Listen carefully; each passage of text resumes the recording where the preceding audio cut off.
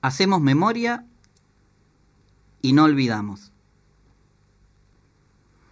Como siempre, el poder nos impone olvidar, cerrar, suturar, reducir las voces del sufrimiento y la injusticia al silencio de la historia. Construir una nueva historia sin historia. Lo que ayer podía ser gris o negro, hoy es blanco. Pero es condición humana el recordar, al menos si no queremos perder la sensibilidad. Por eso, ante este nuevo 24 de marzo y frente a la designación de Jorge Bergoglio como Papa, frente al bombardeo mediático que nos hace sentir que teníamos un Elder Cámara o un Monseñor Romero y no nos dábamos cuenta, es necesario no olvidar. No olvidamos los capellanes de la muerte. No olvidamos su silencio posterior de más de 30 años de democracia. No olvidamos a von Bernich y tantos otros. No olvidamos el silencio ante los von Bernich. No olvidamos a Videla comulgando. No olvidamos el olvido de nuestros mártires y nuestras mártires que con su sangre señalan el camino del Evangelio. Solo nombrar a Alice Dumont, mujer cristiana que supo escuchar la voz de Dios en las primeras madres que buscaban a sus hijos desaparecidos. La mejor manera de lavar su olvido, de más de 30 años, es tal vez beatificar a alguno. Una forma de apropiarse y domesticar los símbolos sin cambiar nada. No olvidamos el silencio en sus homilías y en sus Te Deum. No olvidamos su histórica injerencia en el Estado para legitimar su poder, su formar siempre parte del bloque dominante. No olvidamos sus colegios privados con fondos públicos, mientras la educación pública se derrumba. No olvidamos el no cumplimiento y oposición a la ley de educación sexual. No olvidamos su viejo patriarcado, su iglesia de gerontes. No olvidamos que mientras apuntan y lapidan a los otros, no miran y asumen su problema con la sexualidad, propio de una moral del resentimiento. No olvidamos que los homosexuales se van al infierno, o al menos a una isla. No olvidamos a ese sector de clase media moralista, nostálgica, resentida y vacía. Clase media de derecha que ahora está contenta con un papa revolucionario. Extraño, ¿no? No olvidamos que ningún representante de la jerarquía planteó algo diferente en décadas. No olvidamos la neutralidad de la Iglesia, su decir sin decir, su punto medio, su tibieza, su prudencia calculadora, sus documentos planteados desde un no lugar, su victimizarse para manipular, su crear culpa para manipular, su salvar siempre a la institución. En fin, su poco amor a la vida que los convierte en destructores de la vida. Este 24 de marzo que pasó, hicimos memoria de los 37 años del golpe de Estado que instaló en nuestra patria la dictadura cívico-religioso-militar más sangrienta de nuestra historia. En ella, la jerarquía católica, con excepciones como Angelelli, Ponce de León, de Nevares, Novak, las monjas francesas y otros militantes cristianos, no solo fue cómplice, sino partícipe de ese proyecto genocida. Sin su sustento teológico y su acompañamiento, los militares no hubieran podido desarrollar semejante masacre en vidas de compañeras y compañeros militantes y en la destrucción del aparato productivo de nuestro país. Durante ese tiempo, el papel del actual Papa fue confuso y oscuro, no solo en la desaparición de 2 sacerdotes jesuitas, sino también en su silencio público frente a las atrocidades cometidas por el terrorismo de Estado. Silencio que continuó en democracia, sin acercarse jamás a las madres, abuelas u otros organismos de derechos humanos, sin acompañar los reclamos por memoria, verdad y justicia, con un lavado pedido de perdón por lo no hecho y sin abrir los archivos del episcopado. Hoy, desde esta sencilla editorial, pedimos al Papa Francisco que les pida a aquellas familias católicas que se apropiaron de las hijas y los hijos de nuestros desaparecidos, que les devuelvan su identidad y digan la verdad de su apropiación. También le exigimos que entregue a la justicia argentina todo el material y documentación que existe en el Vaticano sobre este tema. Si queremos vivir en paz como hermanos, es fundamental la justicia y la verdad, pilares para construir cualquier comunidad o sociedad. No alcanza con la bondad, la ternura y el no sacarle el cuero a nadie. El perdón y la reconciliación, para que sean verdaderos, deben ir precedidos por el arrepentimiento y reparados por la justicia. 30.000 compañeras y compañeros desaparecidos, presentes, ahora y siempre.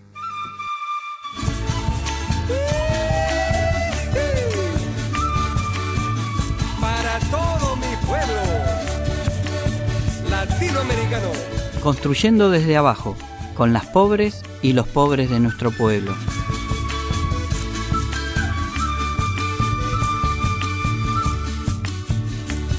Caerán los que oprimían la esperanza de mi pueblo. Caerán los que comían su pan sin haber sudado. Caerán con la violencia que ellos mismos han buscado. Y se alzará mi pueblo como el sol sobre el sembrado. Buenas nuevas para mi pueblo. El que quiera oír que oiga, y el que quiera ver que vea. Lo que está pasando en medio de un pueblo que empieza a despertar. Lo que está pasando en medio de un pueblo que empieza a caminar.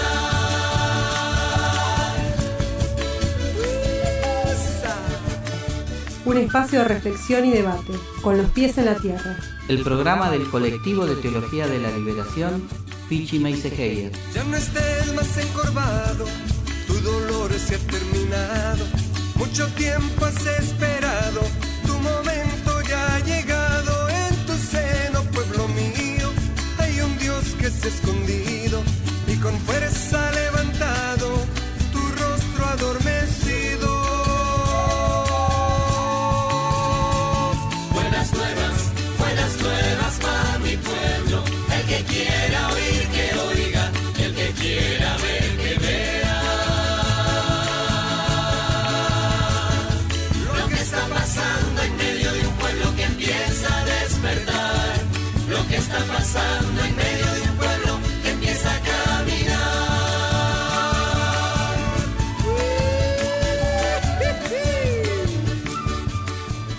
Porque hay un reino de justicia que crece en las entrañas del pueblo oprimido que empieza a despertar.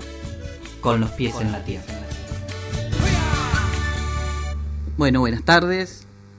Buenas tardes. Empezamos acá nuestro segundo programa de Con los pies en la tierra, el programa del Colectivo de Teología de la Liberación Pichi Meisegeyer.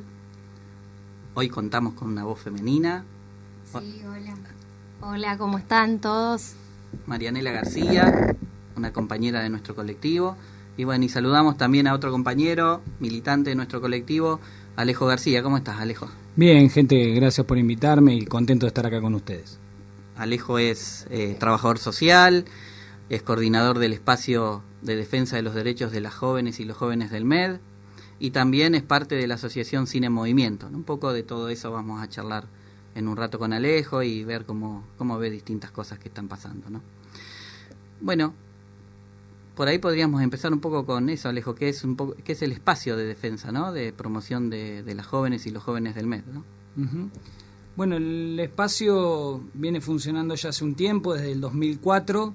Es un espacio que está conformado por centros de día y hogares que trabajan con pibes y con jóvenes en situación de exclusión. Son proyectos de distintos lugares, hay varios proyectos que son del Partido de la Matanza, de Florencio Varela, de Quilmes, de Pablo Nogués, de La Plata, de Merlo, de distintos espacios. Y lo que hemos conformado ahí es un espacio de coordinación donde los chicos se vienen juntando ya hace mucho tiempo los pibes de esos proyectos nombran a 2 o 3 delegados de cada uno de esos centros y nosotros nos encontramos ahí en la sede del movimiento ecuménico para coordinar actividades y el espacio lo van generando los mismos chicos, los mismos pibes van decidiendo sobre qué temas quieren trabajar, qué cosas les preocupan y cómo abordar esos temas. Y lo que hacemos nosotros del espacio del MED es acompañar ese proceso, ¿no? Es un proyecto que es muy lindo, que en lo personal yo quiero mucho, porque tiene que ver con que los pibes puedan ver que más allá de lo que pasa en su propio espacio, ese pibe que participa en un centro de día en La Matanza o en Solano o en Quilmes, que pueda tener una mirada más amplia de eso y darse cuenta que quizá que eso que está pasando en su propio barrio pueda estar pasando en otros barrios y también tiene que ver con pensar qué podemos hacer nosotros como jóvenes que vivimos en esos barrios y en esas condiciones para resolver esos problemas, ¿no? De que la solución no tiene que venir por parte de los adultos, sino ponernos a pensar, bueno, nosotros tenemos estas dificultades en el barrio, ¿cómo hacemos para enfrentarlas, ¿no?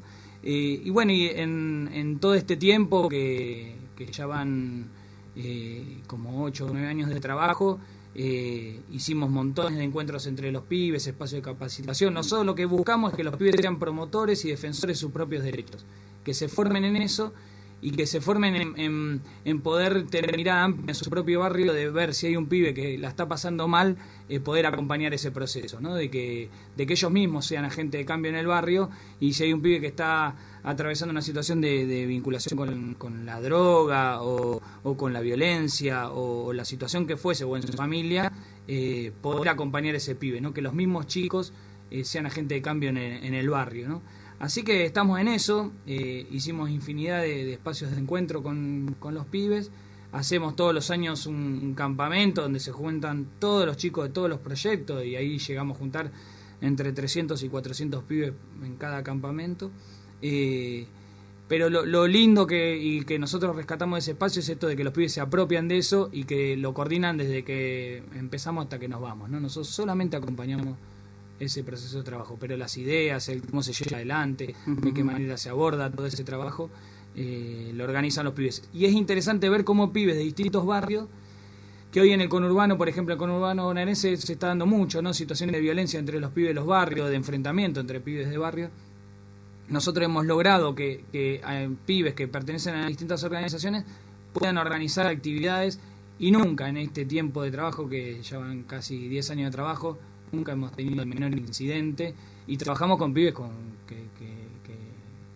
que han vivido situaciones complicadas, ¿no? Pibes que pueden tener sus problemas, pero que digo, en ese espacio de compartir y de comunión que se crea, nunca hemos tenido ningún problema, ¿no? Yo, Alejo, creo que este espacio también es interesante hacia la mirada externa, digamos, del resto de los otros de la sociedad, en el sentido, en dos sentidos lo veo, ¿no?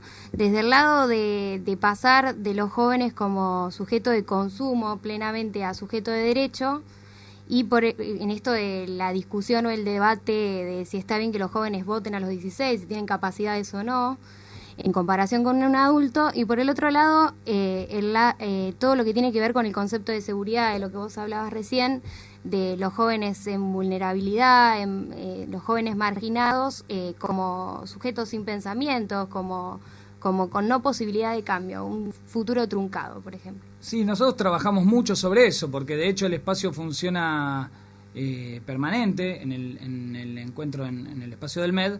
Entonces vamos trabajando también sobre lo que vemos que va pasando, sobre todo en los medios de comunicación y ese lugar de los medios de comunicación estigmatizando a los chicos de los barrios, y discutimos mucho sobre eso y debatimos y reflexionamos sobre eso, sobre esto de qué es lo que genera inseguridad, ¿no? Y qué les pasa a los pibes con eso cuando ven que en la televisión se los ubica a ellos como los pibes chorros, que son como el gran peligro que vive hoy la clase media en Argentina, ¿no? Y lo discutimos con los pibes y es interesante ver, ¿no? Cómo los pibes lo ven desde otros lugares, y muchas veces los pibes también lo que hablan es de cómo en los medios no se hacen visibles sus propias historias, ¿no?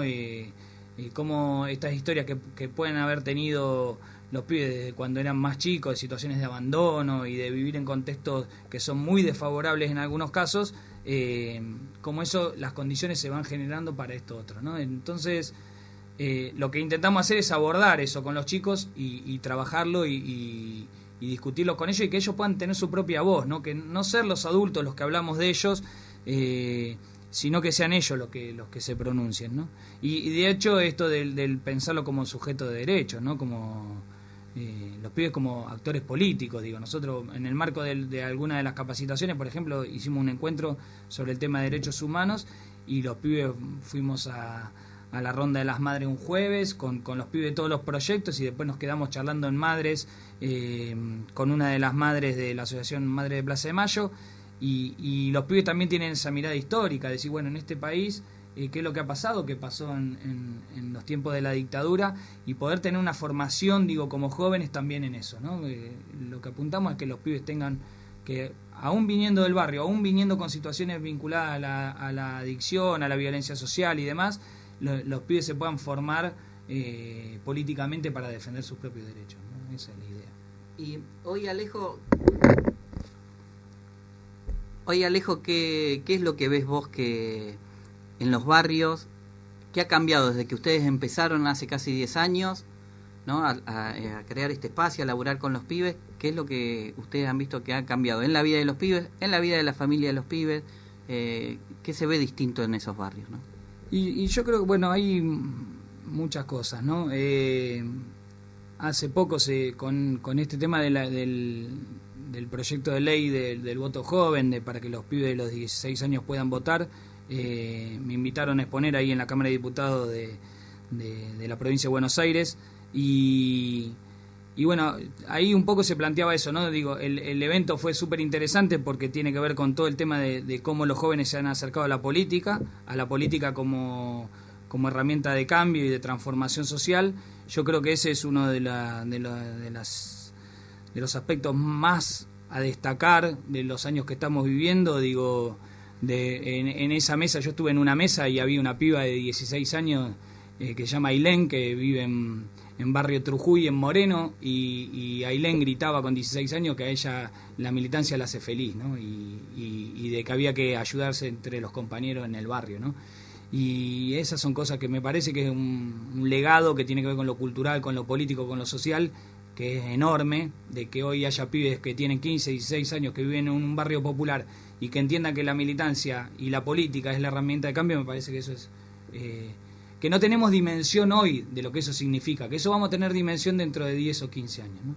Eso por un lado. Y por otro lado, digo, en base a esto de cómo se ve la realidad, eso se ve mucho, digamos, pibes en los barrios que están participando en estos espacios, pero también lo que nosotros decimos siempre es que también hay muchos otros pibes que la pasan mal y que no están dentro de ese esquema y que ni siquiera se enteraron de que van a poder votar, ¿no? Que son muchos esos pibes con los que nosotros trabajamos en los proyectos, que son los pibes que se han caído de todo y a los que a veces en los barrios las políticas de públicas no llegan, ¿no? Digo, hoy la situación de empleo, yo soy trabajador social de formación, trabajo con pibes desde el año 91, desde hace más de 20 años, y yo creo que la situación social ha mejorado mucho en la vida de las familias, que la generación de empleo ha generado un bienestar en las familias que no tiene ni comparación con lo que fue la década de los 90, pero que también es cierto de que hay muchos pibes que hoy tienen 16, 17 años, que aquel que no logró entrar a partir de la asignación universal por hijo y que volvió a la escuela y que más o menos está contenido por la escuela,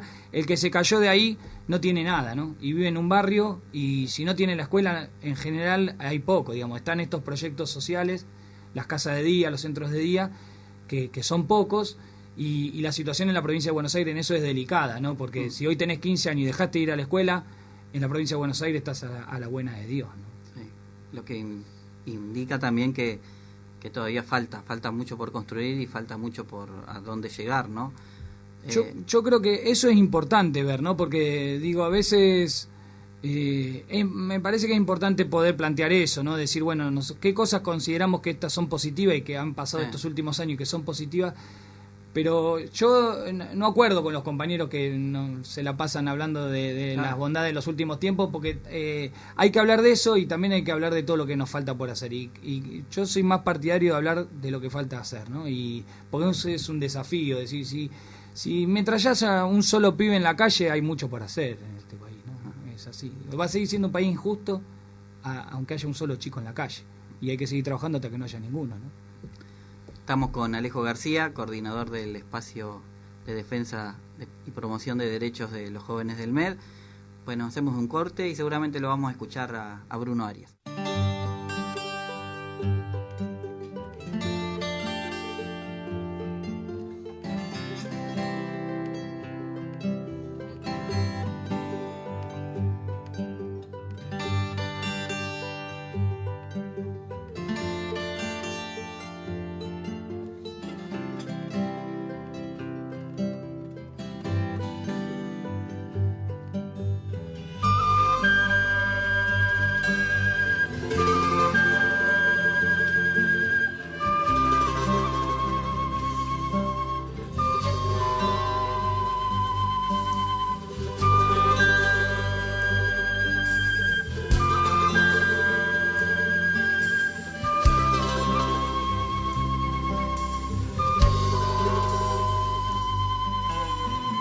A través de tus valles, tus ríos yo puedo ver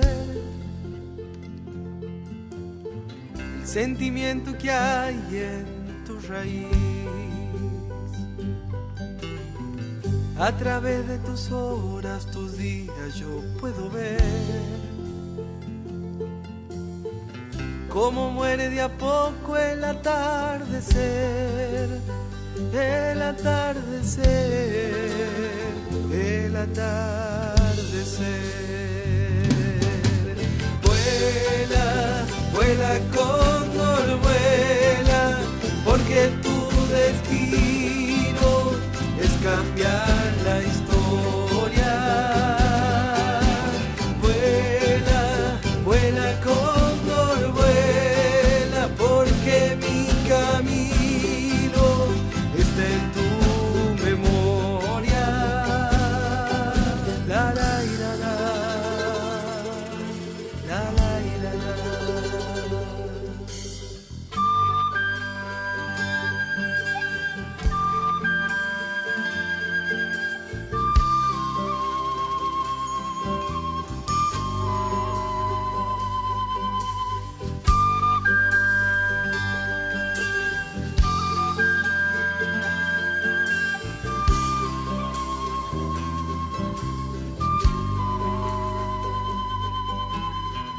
Y si el cóndor te dice no subas, no subirás.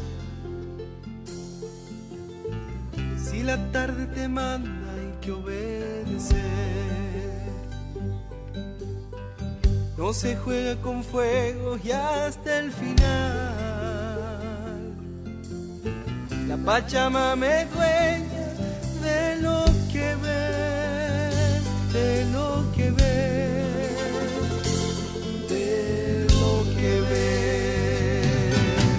Vuela, vuela cóndor, vuela, porque tu destino es cambiar la historia. Vuela, vuela cóndor, vuela,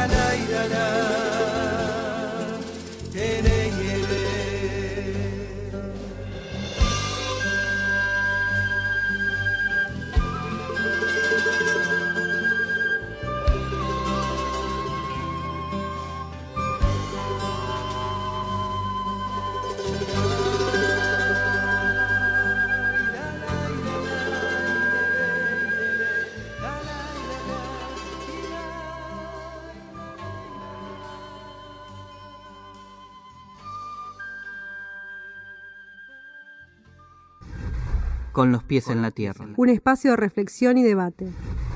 Vos, Alejo, recién hablabas de la imagen que construían los medios de comunicación acerca de los jóvenes.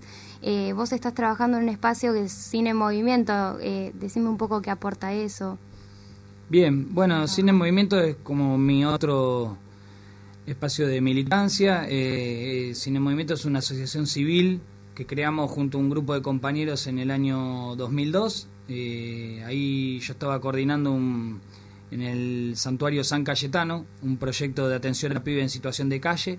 Atendíamos a los chicos que estaban en la ranchada de Liniers haciendo actividades de tipo informal. Los pibes tomaban la leche, se bañaban, se cambiaban, hacíamos apoyo escolar, hacíamos el tema de los documentos, las atenciones de salud básicas que necesitaban los pibes. Y bueno, ante una convocatoria de unos compañeros que estudiaron cine, que son realizadores de cine, nos planteamos por qué no hacer un trabajo desde lo audiovisual con ese grupo de chicos de la calle. Y en una convocatoria de la Ciudad de Buenos Aires sobre un festival que se hace todos los años que se llama Celo Corto, se hacía la primera edición ahí en el año 2002 y decidimos presentarnos con los compañeros. Y los chicos decidieron contar cómo era vivir en la calle, cómo era un día en la vida de un pibe de la calle, pero contada desde los mismos pibes, ¿no? Entonces decidimos ahí a quién querían entrevistar, cuáles eran las preguntas que iban a hacer a los entrevistados. Los chicos decidieron entrevistar a la gente que los ayudaba y hicimos una capacitación básica con el tema de la herramienta de la camarita y salimos a rodar ahí por la estación de Liniers.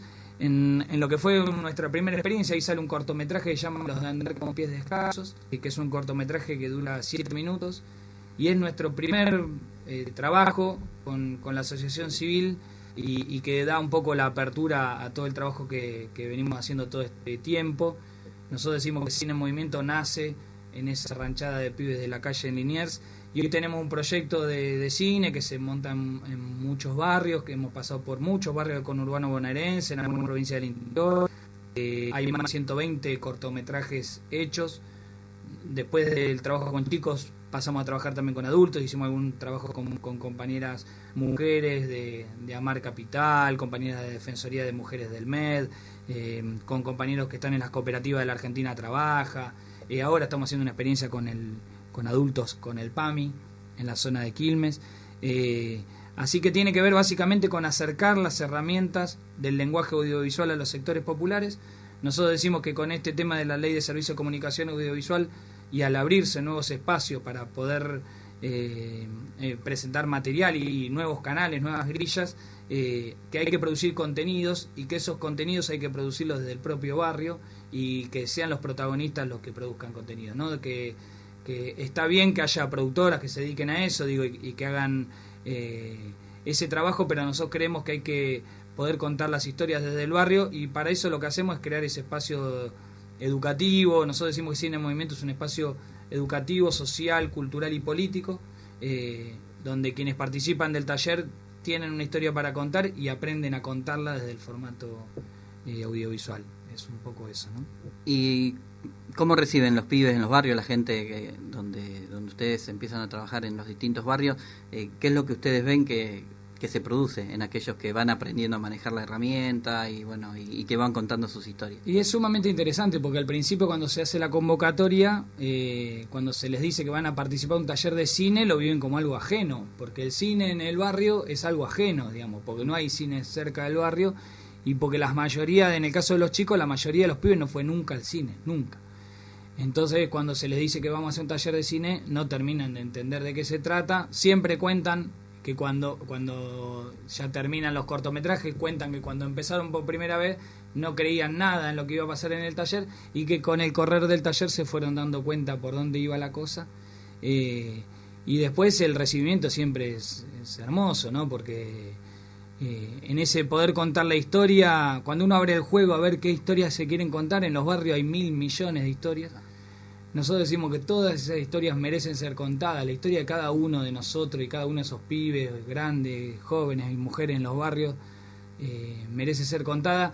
Y entonces el tema es acompañar ese proceso que es grupal, que en realidad tiene que ver con una discusión grupal, con que el grupo diga, bueno, ¿cuál es la historia que queremos contar?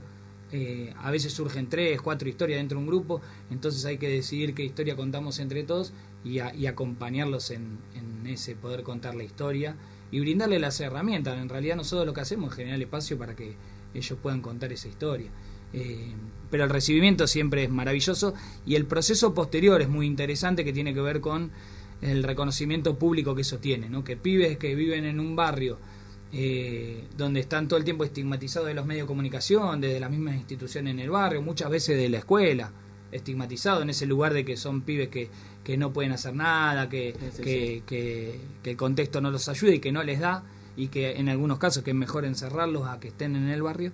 De repente que se vuelvan realizadores de cine y que ese producto que hicieron, esa realización, que es un cortometraje, un documental, se ha visto en un festival de cine, que ganen premios, que se den en la universidad, en centros culturales, en todos esos espacios, les devuelve a los pibes mucho desde lo subjetivo. Es súper interesante ese cambio de posicionamiento en el pibe, ¿no? Ese pibe que se sentía desvalorizado, de repente se siente reconocido públicamente. Y eso es súper interesante, ¿no? Nosotros tenemos un documental que se llama Los Nadies, que hicimos con ese grupo de chicos de la calle Liniers, y el pibe muchas veces se siente eso, se siente nadie. Se siente que mañana, en el caso de los jóvenes, ¿no? Que mañana hay un enfrentamiento entre los tranzas del barrio o viene la bala de gatillo fácil y nadie se va a enterar qué pasó eso, ¿no? El pibe se siente nadie y de repente estar en el cine Gomón o en un centro cultural, o que le estén haciendo una nota en una radio o en un medio gráfico, en una universidad, como o en una universidad, les devuelve esa idea de que son capaces, ¿no? Y nosotros creemos en eso, nosotros creemos que son capaces y de hacer eso y de muchísimas cosas más. Y el tema es transmitírselo y ellos se apropian de eso y eso los ubica en otro lugar, ¿no? Y eso también tiene que ver mucho con el modo de construcción que tienen ustedes, digo, de construir con el otro, no de pararse en un lugar más elitista o iluminista y de dictar normas hacia el otro, sino algo más referido a lo que es educación popular. Exactamente, es un poco lo que decíamos hace un rato con el tema del movimiento ecuménico, ¿no? Y la forma de construir es esa, tiene que ver con el tema de la educación popular, con que ese espacio, pero digo porque a veces también se utiliza el tema de la educación popular o esta idea del otro como sujeto de derechos, pero de lo discursivo y no desde el acto real en la acción, ¿no?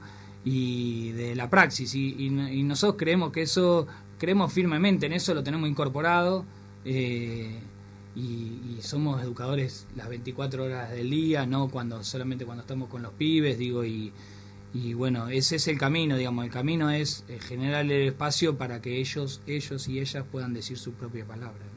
Y han recibido premios también, ¿no? Con algunos de los cortos. Sí, hay muchísimos. Hay varios cortos que participaron en muchos festivales de cine, no solamente acá en Argentina, sino en México, en Bolivia, en Italia, en España, en otros lugares.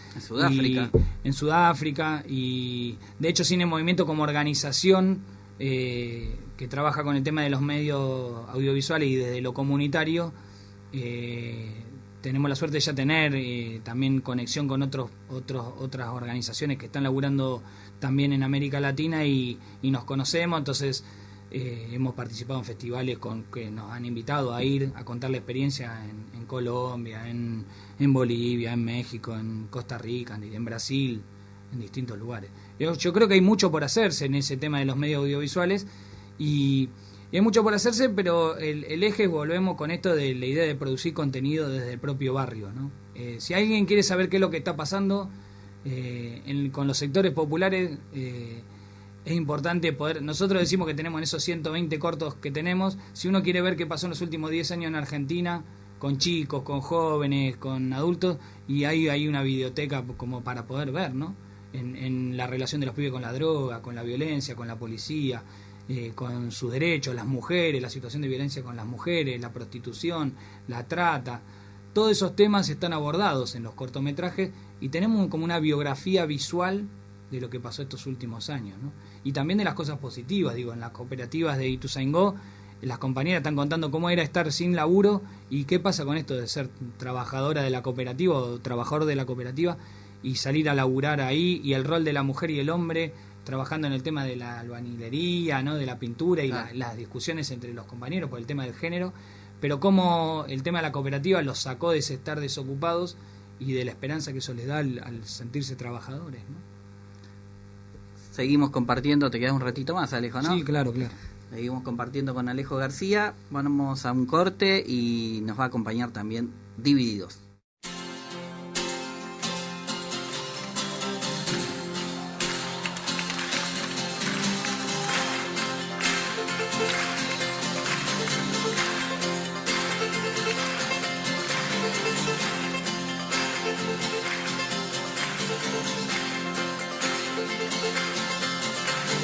¿Qué hay de esa imagen de mi cielo? No creo ser tan importante. Camino mi propia luz y me siento un haz de luz, caridad del propio ser. Luz, luz, luz del alma. Soy un hombre que espera el alba.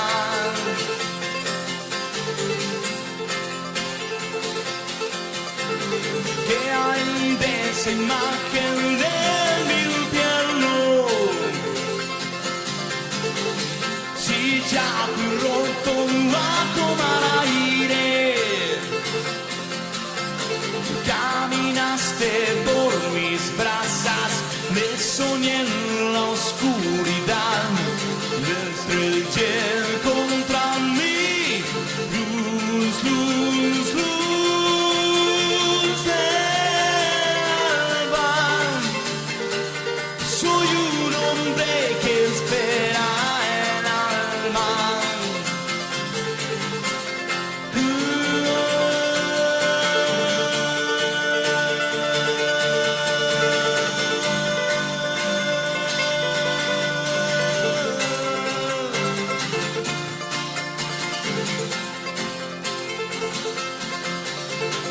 No confunda, pastor, no me interesa tu cielo, toda el agua va hacia el mar. Luz, luz, luz del mar. Soy un hombre que espera el alba. Luz, luz, luz del alba. Soy un hombre que espera el alma.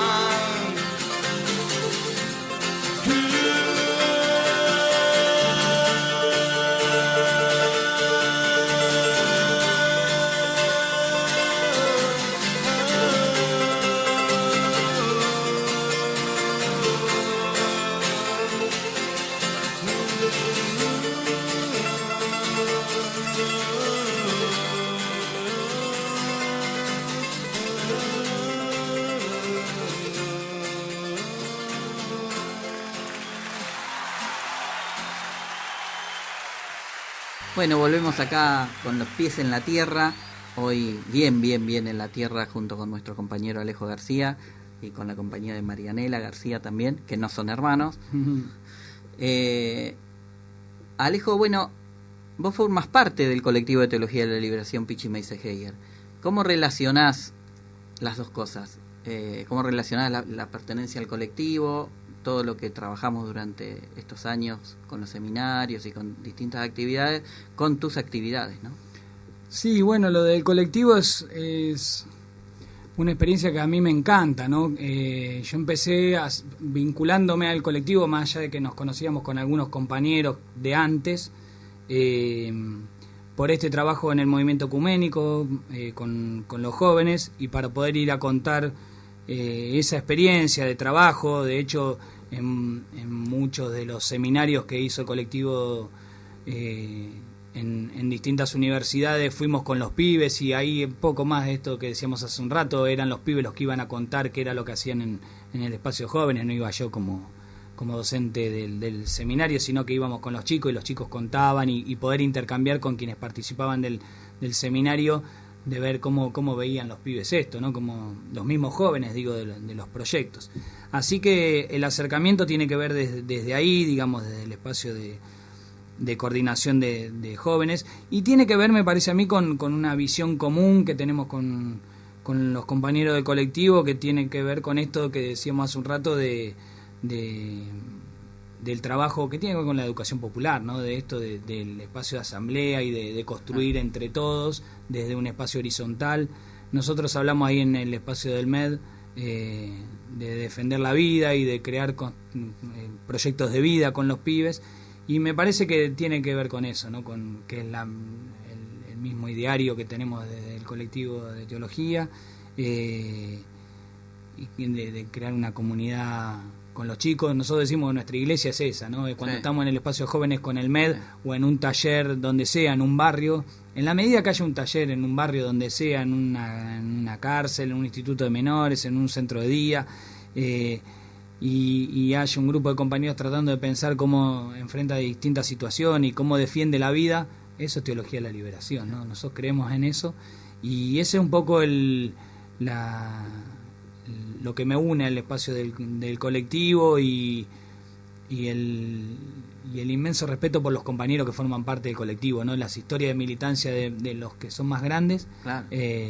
En el caso de Rubén Drí, de Graciela D'Aleo, de Antonio Puijané, del mismo Pichi, al que tuve la suerte de conocer, y que era un viejo increíble, ¿no? Un tipo de más de 80 años, y que hablaba y parecía que todavía tenía 17, y con un empuje que te llevaba puesto, ¿no? Y con un respeto enorme por los sectores populares, y con una opción real por los sectores populares, ¿no? Con una opción real, que vos se lo veías en los ojos, ¿no? Que había decidido vivir con y para ellos, y no desde el discurso, ¿no? Después conocimos gente en retiro que afirmaba todo esto, digo, y uno y anda todo el tiempo conociendo gente que habla del padre Pichi desde los barrios, ¿no? Así que es eso, digo, este respeto enorme por los compañeros, y por esa idea común de creer que la iglesia es esa, en cada grupo social, mujeres, hombres, grandes, que se reúnan para defender la vida. Eso es teología de la liberación. Claro, sí, salir de lo institucional y generar espacios más de asamblea y de defensa de la vida, como decís, de los derechos de las mujeres, de los pibes, de las pibas, de todo, ¿no? Totalmente. Ahí dice Arturo Blateski, que es un compañero que es coordinador del espacio del MED, él dice que la teología de la liberación la escriben, el pueblo la escribe en las paredes, en las calles, ¿no? Que también se puede leer la teología de la liberación en los grafitis, en las calles, y yo creo en eso, ¿no? Sí. La otra vez veía una pintada de un grupo de mujeres en Bolivia, que dice: nuestra venganza es ser felices, ¿no? Y yo creo que hay mucho de eso, digo, si eso no es teología de la liberación, ¿qué es, no? Nuestra venganza es ser felices. Esto es la construcción de la felicidad entre todos, de un proyecto colectivo, ¿no? Tiene que ver con eso. Bueno, Alejo, te agradecemos que hayas estado con nosotros, y te invitamos a que te quedes ahora, después del corte, después de que escuchemos a Rally Barrio Nuevo. Vamos a escuchar la segunda parte del reportaje que comenzamos la semana pasada con Rubén Drí, donde nos está ayudando a pensar un poco todo esto que significó la elección del nuevo Papa, y cómo pensarlo también desde los sectores populares, y cómo pensarlo también de una manera más amplia y más crítica, ¿no? Por eso, gracias, Alejo. Dale, muchas gracias, Alejo. A ustedes.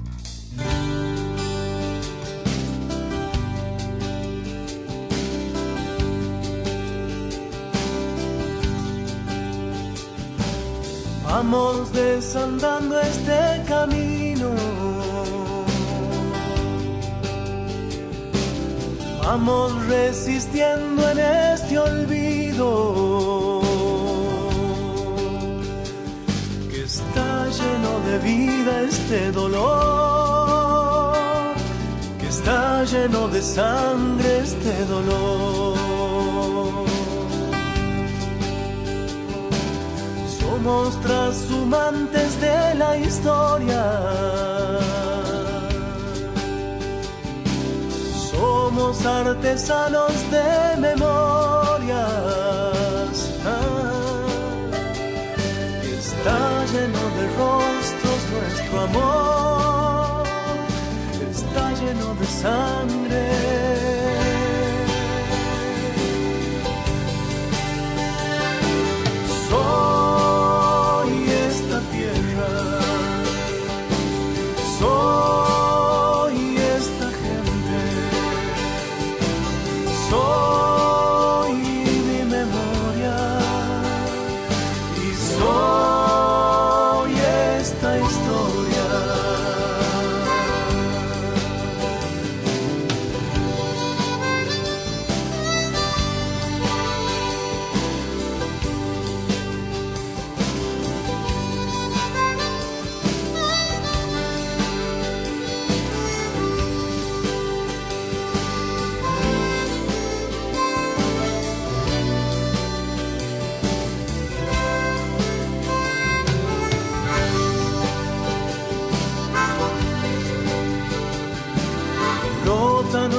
luz de las cenizas, lágrimas de amor y de injusticia. Y está lleno de barro nuestro andar, está lleno de viento.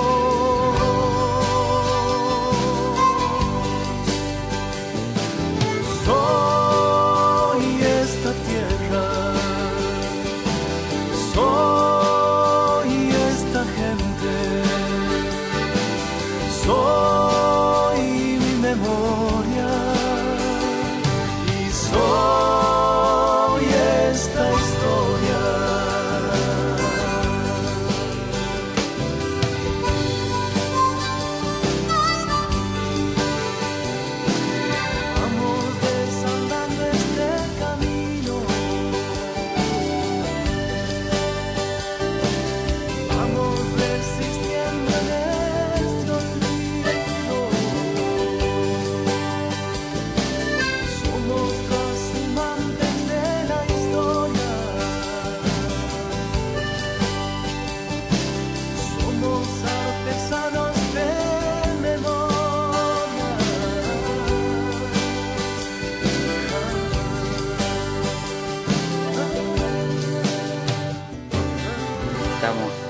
Con nuestro compañero Rubén Dri, filósofo, teólogo, miembro de nuestro colectivo de Teología de la Liberación, Pichi Meissegeyer, y también es titular de la Cátedra de Sociología de la Religión de la UBA, y bueno, ex sacerdote del Tercer Mundo. Bueno, Rubén, el tema que está hoy sobre la mesa, después vamos a ir hablando de algunos otros, pero es el tema de la elección de Bergoglio como Francisco I, ¿no? Rubén, ¿vos qué pensás qué implicancias va a tener esto en el país? Hemos escuchado declaraciones de compañeros y compañeras del Movimiento Nacional y Popular contradictorias. Tuvo el encuentro Cristina con Francisco, que fue un encuentro ameno. ¿Qué consecuencias? En las redes sociales ya se habla de Bergoglio como el gran opositor, el que va a ayudar a derrocar a la dictadora. ¿Qué te pensás vos que viene en cuanto a la relación, a lo que puede influir este papado en la Argentina, ¿no? Yo creo que nosotros nos equivocamos completamente en el análisis si no entendemos que el problema es político y que tanto Cristina como Bergoglio son grandes actores políticos, grandes líderes políticos, ¿no es cierto? Que Francisco I, no sea papa y por lo tanto sea un líder religioso, no quiere decir que no sea político, es todo lo contrario. De manera que como políticos, a su vez, manejan determinados discursos, hacen determinados gestos que hay que reinterpretarlos porque nunca dicen las cosas directamente. En política, digamos, todo se maneja tratando de hacer caer al otro realmente en el propio juego. Es un tema de toma y daca, pero es un problema de juego de lenguaje, juego de gestos, juego de fuerzas, ¿no? Y entonces, como son dos líderes que sin duda alguna tienen mucha influencia, entonces hay que comenzar a leer los gestos, los símbolos, los mensajes que van dando, ¿no? El encuentro de Cristina con Bergoglio en el Vaticano es un encuentro que naturalmente no deja de sorprender, pero si inmediatamente uno se da cuenta que son dos políticos, uno no se puede extrañar demasiado. Ir a un enfrentamiento apenas elegido este papa realmente no le conviene ni a Bergoglio ni le conviene a Cristina. Digamos, lo que les convenía a los dos es precisamente hacer un encuentro donde muestren una relación amigable. Yo creo que eso es lo que ellos han mostrado, una relación amigable, que pueden convivir, eso es fundamental, ¿no es cierto? Después, cada uno reinterpretará a su vez los mensajes. Cuando Bergoglio hable de la patria grande, yo no puedo de ninguna manera reinterpretar esto de la patria grande sin tener en cuenta qué es lo que ha pensado hasta este momento Bergoglio y qué es lo que ha hecho con la patria grande que se está formando. Entonces, si yo me trago ese mensaje inmediatamente de que él en efecto piensa en la patria grande como la estamos pensando nosotros, realmente una nueva realidad, realmente donde todas nuestras naciones conformen una especie de confederación de sociedades socialistas o cercanas al socialismo, donde se solucionen los problemas sociales fundamentales, el problema de dominación, nos estamos equivocando completamente, porque sin duda que Bergoglio no está pensando eso. Bergoglio está pensando en el consenso, digamos así, pero en el cual naturalmente los movimientos populares que están haciendo transformaciones profundas tienen que ser sustituidos por otros movimientos, por otros regímenes políticos más cercanos al liberalismo, ¿no? Está pensando en otra cosa. Rubén, en el marco de la crisis capitalista a nivel mundial, donde nos encontramos que quizás por primera vez, no soy economista, tengamos una crisis donde se dan los centros de poder y no en Latinoamérica como ha ocurrido otras veces, si es posible hacer una lectura de todo este cambio de escenario, teniendo en cuenta que Obama le dio una venia a Francisco I, digo, pensando en esto de la Santa Alianza, que alguna vez fue una realidad, y si esto podría darse nuevamente, seguramente en otros términos. Pero... No, sin duda que creo que hay un artículo de Gubar, me parece, ¿no es cierto? Que Miradas al Sur del domingo. Sí, pero no, que sale hoy. Donde él dice que sin duda Bergoglio tiene la aprobación de Estados Unidos, del Pentágono, ¿no? Que hay de hecho, un trabajo que hizo Piolaghi, cuando terminó la representación papal acá, fue trasladado, fue ascendido precisamente a Norteamérica, donde fue nuncio apostólico en Norteamérica, donde hizo precisamente un acuerdo entre el poder norteamericano con el papado, ¿no es cierto? Y donde el Papa todos los días recibe el informe elaborado por el Pentágono, ¿no es cierto?, sobre la situación mundial, ¿no? Entonces, sin duda que esta elección de Bergoglio tiene que ver precisamente con esta situación de que habla Rafael, ¿no? De que en este momento de tanta crisis del neoliberalismo, Latinoamérica se presenta como una región emergente, una región de grandes potencialidades, y sin duda que el capitalismo está mirando precisamente en América Latina para su propia salvación, y por lo tanto la elección de un líder latinoamericano que vaya al papado tiene que ser una jugada importante también del imperio, una jugada importante del capitalismo, ¿no? Por eso la renuncia de Benedicto XVI hay que leerla también en ese contexto, el contexto también de la crisis neoliberal, porque el proyecto de Iglesia está muy unido al proyecto del capital, al proyecto neoliberal. Es un fracaso común, digamos.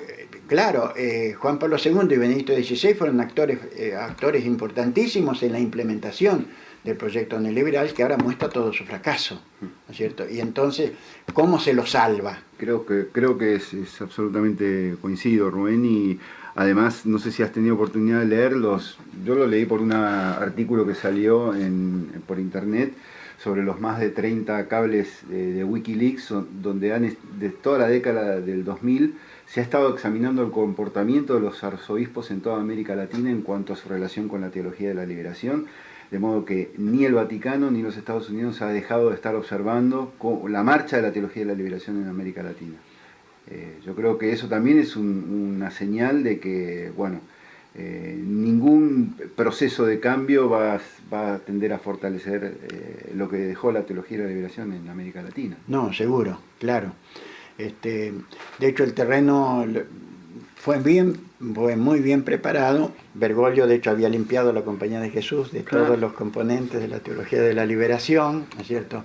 Por eso que el enemigo viene a ser la solución política del problema de los pobres. Y la teología de la liberación precisamente estaba en que esa solución no era precisamente la solución de la caridad, sino que era la solución de una revolución profunda, o sea, era la solución política. Atacar, ¿no?, las causas.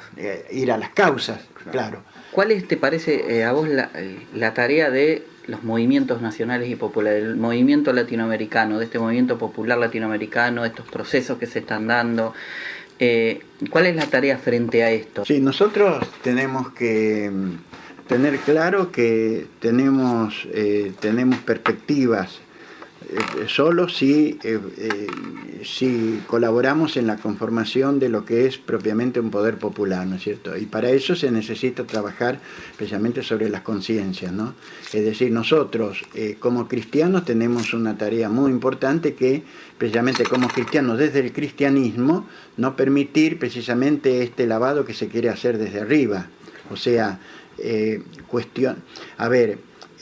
crear desde el cristianismo crear conciencia política de liberación, de creación de poder, etcétera, ¿no es cierto?, en la línea de la teología de la liberación, digamos que esa ha sido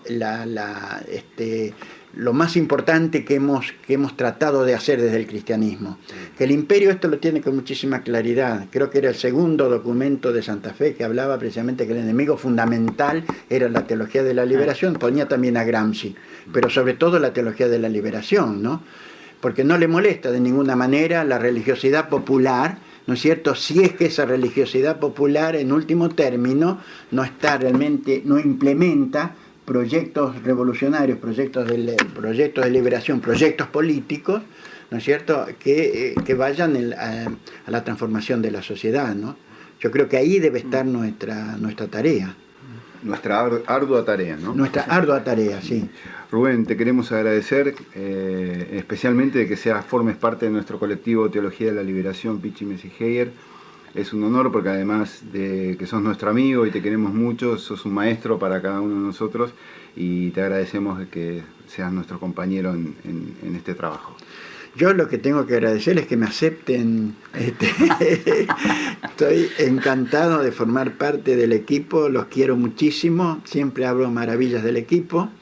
Y en serio, creo que realmente está muy bueno formar parte del equipo y estoy muy contento de que Tony haya aceptado el liderazgo, ¿no es cierto?, que sea un coordinador y que lo haya tomado en serio, como yo le dije de entrada, realmente, bueno. Y con vos, Rafael, que tengo una relación macanudísima.